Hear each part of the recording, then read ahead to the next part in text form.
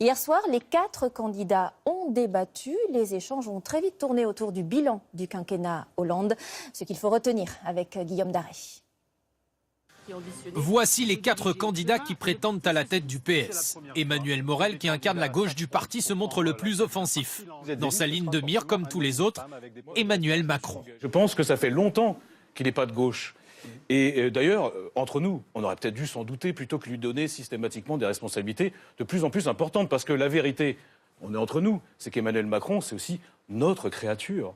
Nous lui avons fait la courte échelle. Aujourd'hui, on s'en mord les doigts. Justement, au cœur du débat, bien sûr, le bilan du quinquennat de François Hollande et notamment la loi El Khomri. On n'a jamais autant facilité les licenciements économiques dans ce pays. C'est bien un vrai problème. Et que ça vienne de socialistes, ça c'est inacceptable. Mais pour Luc Carvounas, ex-proche de Manuel Valls, et Stéphane Le Foll, ardent défenseur de l'ancien président, se tourner uniquement vers le passé est une erreur. Il y a eu suffisamment de débats, je ne vais pas les rappeler, pendant 5 ans sur ce qu'il fallait ou ce qu'il fallait. Il ne faut pas purger le passé. Mais purger le passé, il n'a pas été purgé avec les élections? Je veux bien qu'on parle tout le temps du passé, mais moi ce qui m'intéresse, c'est de savoir pourquoi le parti aujourd'hui est à ce niveau-là. Il faut faire le devoir d'inventaire.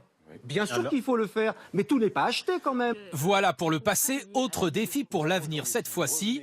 Comment se positionner face à Jean-Luc Mélenchon? C'est lui qui dit qu'il ne veut pas s'allier avec les socialistes. C'est lui qui dit qu'il veut nous remplacer. Et nous, la réalité, c'est que nous devons affirmer nous-mêmes ce que nous sommes, être à nouveau en capacité d'incarner cette force centrale à gauche. Les adhérents du PS vont désormais devoir trancher. Ils voteront les 15 et 29 mars prochains.